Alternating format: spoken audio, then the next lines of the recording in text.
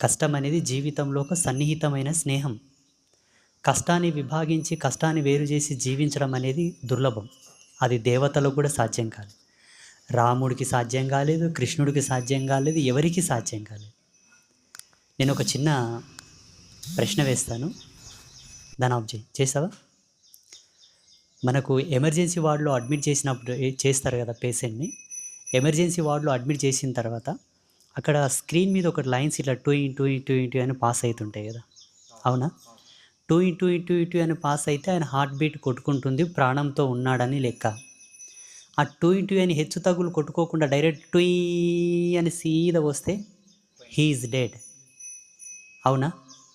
మీరేమంటున్నారంటే కష్టం అనేది లేకుండా జీవితం సాఫీగా జరిగిపోవాలనుకుంటున్నారు. అలా జరిగిన జీవితం ఇక్కడ డెడ్ అయిపోయినట్టు లెక్క. ఏదైతే అక్కడ చూపించిన మీటర్ ప్రకారంగా మనిషి చనిపోతే ఎలా